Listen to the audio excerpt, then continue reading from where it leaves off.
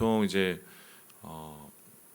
우리가 신약과 구약을 잇는 몇 가지의 연결고리가 있는데 그 중에 하나가 이제 신약에 있는 인물들을 구약의 인물하고 이렇게 연결하는 경우가 있습니다. 뭐 대표적인 경우가 엘리야인데 엘리야를 뭐 그가 오시기 전에 오신다 뭐 얘기했었을 때 이 마지막 날에 오는 엘리야를 가리켜서 우리는 세례 요한하고 이렇게 짝짓습니다. 그래서 이건 뭐 예수님께서 직접 말씀하셨고 세례 요한은 곧 그의 길을 예비하라고 광야에서 오는 소리 그렇게 이제 엘리야를 얘기하고 엘리야의 사역처럼 세례 요한도 사역을 했는데 이스라엘 백성 가운데 세례를 얘기하고 또 이스라엘 백성 가운데 회개와 또 하나님의 복음이 올 것을 얘기하는 뭐 이 얘기가 이제 굉장히 많이 맞닿아 있죠. 근데 만일에 얘기를 잘 생각해 보세요. 엘리야가 세례 요한이라면 그러면 엘리사는 그러면 누가 됩니까? 엘리사. 엘리야 다음에 엘리사가 왔는데 그러면 세례 요한 다음에 누가 왔죠? 예수님이 왔죠. 그래서 엘리사의 사역을 예수님의 사역하고 많이 비교를 합니다. 물론 예수님은 세례 요한의 제자는 아니에요. 엘리야가 엘리사가 그 엘리야의 제자였던 것처럼 그렇게는 아니지만 엘리야의 사역이 세례 요한의 사역과 많이 맞닿은 것처럼 엘리사의 사역이 예수님의 사역과 굉장히 깊은 관련이 있다고 보는 학자들이 되게 많습니다. 오늘 이제 말씀 본문이 바로 그것을 이제 증명할 수 있는 구체적인 증거라고 할 수 있는데 이제 엘리사가 실제적인 이제 생활 사역을 시작해요. 생활 사역. 그러니까 엘리사의 첫 사역은 소금을 가지고 이 먹지 못하는 샘을 다시 먹을 수 있는 샘으로 만든 거였죠. 그리고 나서는 어제 우리가 보았던 것처럼 모압의 군대를 무찌를 수 있도록 이제 하나님의 비책을 내는 뭐 이런 것도 보였습니다. 그런데 그거 말고 이제 지금부터 이어지는 여러 가지의 사역들은 실생활에 하나님의 은혜가 무엇인지 또 하나님이 이스라엘 백성들을 어떻게 생각하고 계시는지를 나타내는 실제적인 사역들을 보여주게 되는데요. 오늘 대표적으로 볼 수 있는 것이 바로 이 첫 번째 이 과부의 기름 그릇과 두 번째 수넴 여인의 이 사건입니다. 이 첫 번째 사건을 보면은 이렇게 시작이 되는데 우리 함께 1절의 말씀을 같이 한번 읽어보도록 하겠습니다. 시작. 선지자의 제자들의 아내 중에 한 여인이 엘리사에게 부르짖어 이르되 당신의 종 나의 남편이 이미 죽었는데 당신의 종이 여호와를 경외한 줄은 당신이 아시는 바니이다. 이제 빚준 사람이 와서 나의 두 아들을 데려다가 그의 종을 삼고자 하나이다 하니. 뭐 여기서 말하는 이 선지자의 제자라는 것은 이제 선지생도죠. 지금으로 알면 신학생 뭐 아니면 전도사 뭐 이렇게 보면 되나요? 그의 아내 뭐 이렇게 나와 있습니다. 이때도 그렇지만 제가 신대원에 있었을 때도 사실 그 생활고에 시달리는 분들이 꽤 많았습니다. 저희가 항상 그 개강을 하고 나서 한 달 정도가 되면 그때부터 얼굴이 시커매지는 친구들이 있었습니다. 이유가 뭐냐면 그 돈을 못 내서요. 그래서 그 하루하루가 다가오는데 이제 학교에서 등록금을 기다릴 수 있는 최종 시한이 있어요. 이제 그게 다가올 때마다 이제 한마디로 입이 타고 속이 타는 거죠. 뿐만 아니라 이제 저희 신대원 다닐 때 요즘은 그렇지는 않을 것 같긴 한데요. 밥 굶는 친구들도 있었습니다. 밥이래 봤자 뭐 그 당시에 1,500원밖에 안 했거든요. 요즘에는 뭐 학교 식당 학식이라고 해갖고 뭐 6,000원, 뭐 8,000원 이런다고 들었는데 저희 때는 신대원이라 또 쌌어요. 그래서 1,500원인데 그 10권도 못 사는 친구들이 있었습니다. 그래갖고 저희가 이제 그 10권통을 이렇게 놓고 자기가 먹는 10권을 좀 이렇게 도네이션해서 이렇게 주위에 있는 신대원 동기들한테 흘려보내는 막 그런 행사들도 했었고, 그리고 이제 저하고 친한 이제 목사 중에 한 명은 지금 전주시 일을 사역하는 친구인데, 자기가 모아놨던 사비를 털어서 친구 그 등록금 보태는 그런 막 미담들도 있었습니다. 서로 못 사는데 서로 그렇게 보태고 살았었어요. 그런데 그 생활고를 얻게 되면 우리가 그걸 통해서 좀 뭔가 하나님을 더 의지하고 또 하나님이 역사하시는 거를 뭐 배운다고는 하지만 그게 매일 그러겠어요? 때로는 진짜 견뎌야 될 때도 있거든요. 그렇게 되면 참 상당히 고통스럽죠. 그게 또 한 번, 두 번이 아니고 이제 몇 번에 걸쳐서 이게 반복이 되기 시작하면은 이게 가난도 나중에는 이게 일종의 상처가 돼요. 우리 삶에. 지금 선지생도의 아내는 아마 그런 결핍과 가난에 굉장히 심하게 시달렸던 것 같습니다.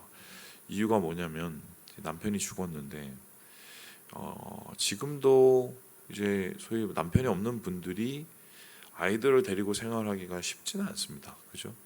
근데 이 당시는 아예 알바나 뭐 이런 게 아예 없었어요. 그러니까 여자들은 남자 없으면 아무런 경제 활동을 할 수 없는 시대였습니다. 그러니 지금 거기에 두 아들까지 있으니 뭐 어떻게 살았겠습니까? 빚 얻어서 사는 수밖에 없겠죠. 근데 빚을 얻게 되면은 빚에 이자가 붙고 그게 감당하지 못하게 되면 나중에는 어떻게라도 그거를 변상을 해야 되는데 빚을 채무를 갚는 변제하는 방법은 이 당시에는 그냥 머슴 사는 것 외에는 없었어요.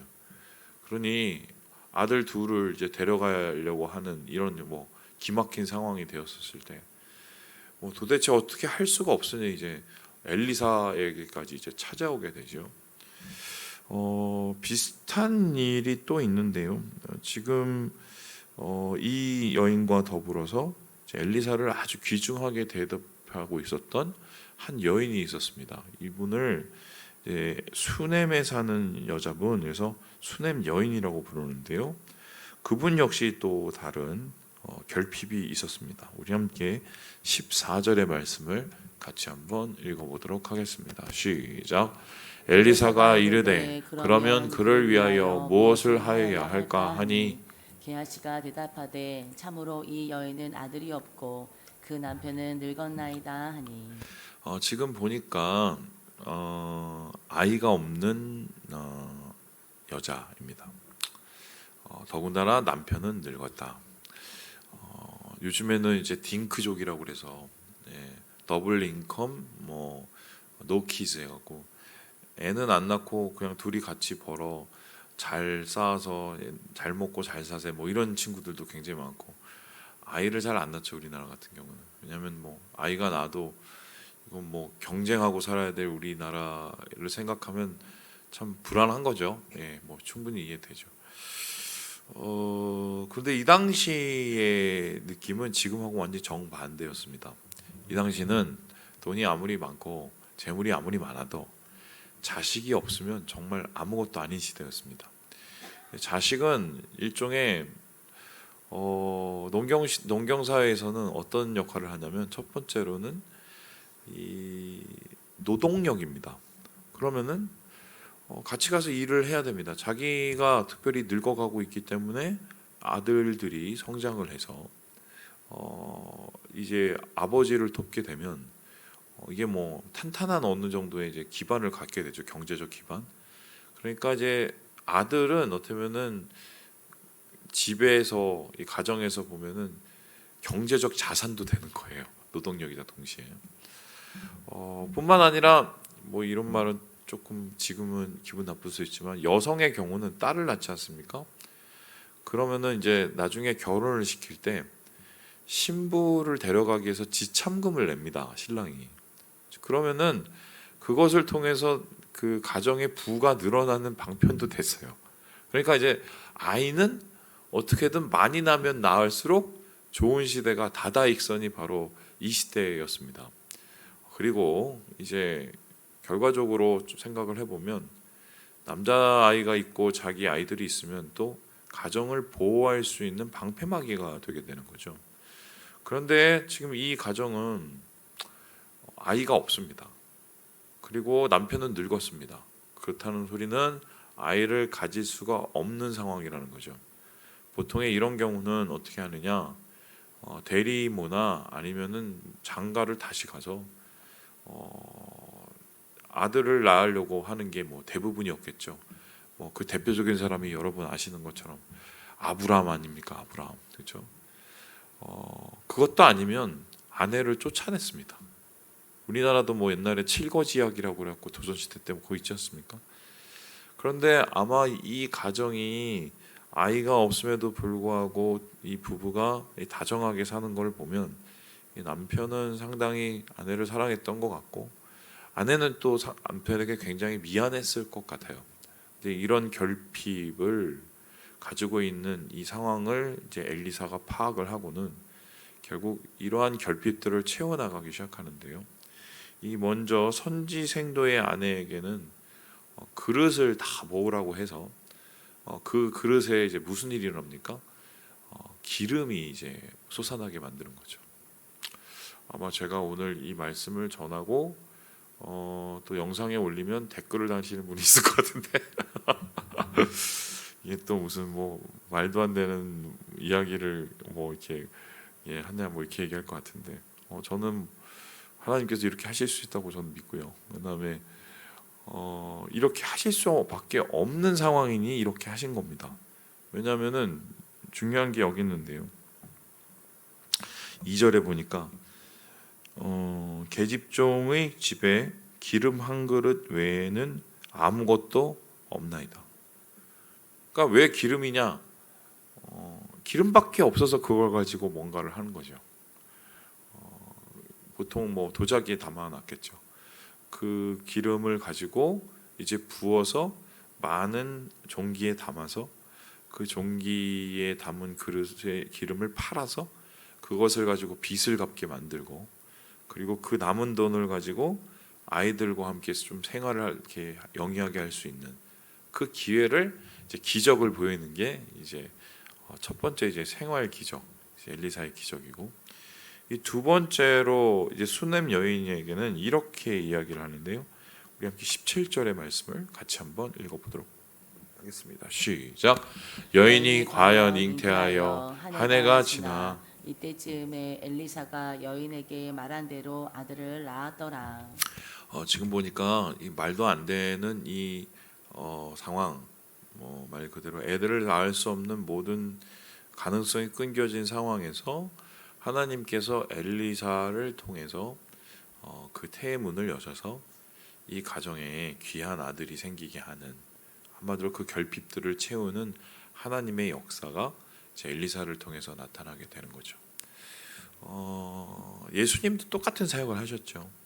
예수님이 가장 주목하시고 귀 기울이신 사람들은 대부분 결핍이 있고 또 사회적으로 약자들, 소외된 자들을 예수님께서 다가가셨죠.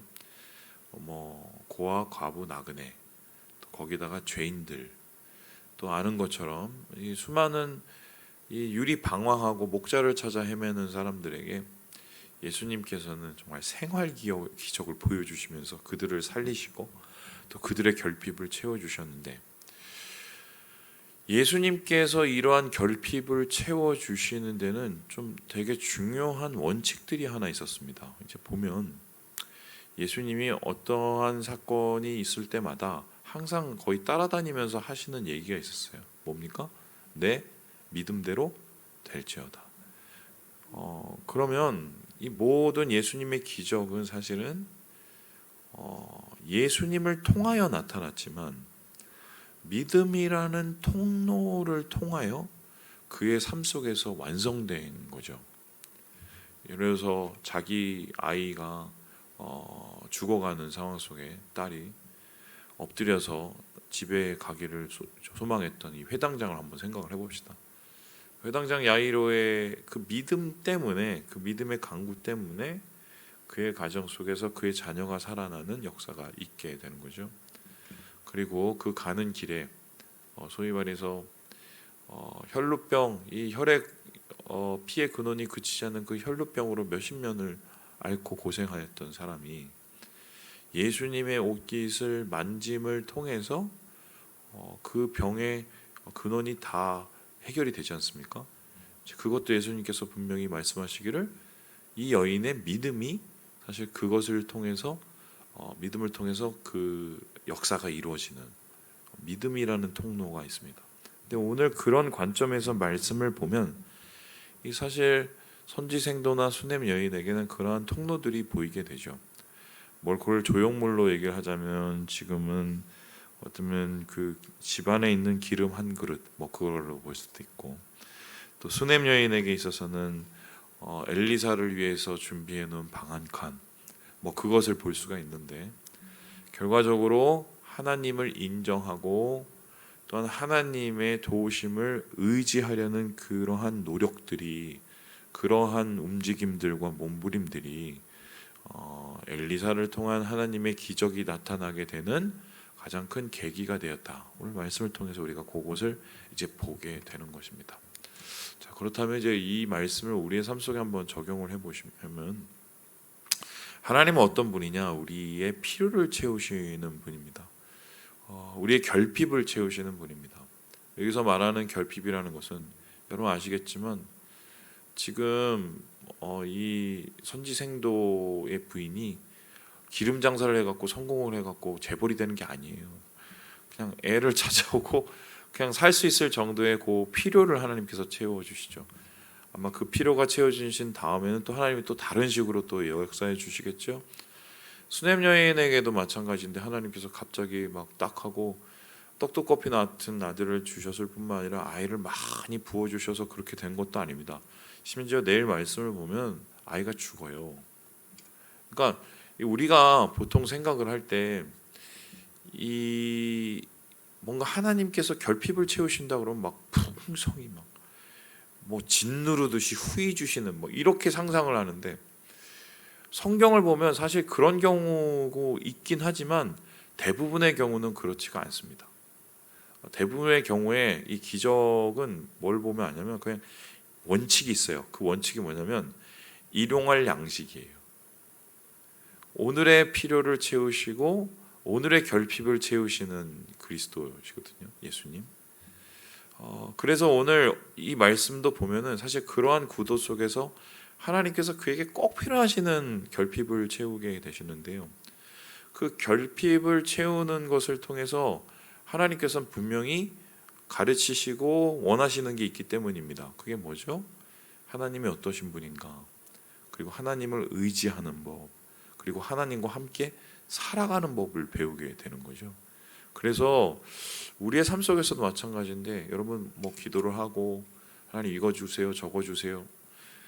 하나님께서 우리가 기도를 할 때 평탄하게 대로를 열어주시고, 보통 이제 그렇게 상상을 많이 하시고 그렇게 기도하고, 심지어는 저한테 얼마 전에 어떤 청년분은 그런 얘기를 했어요. 왜 하나님이 저를 부자가 안 되게 해주신지 모르겠다고 이렇게 했는데,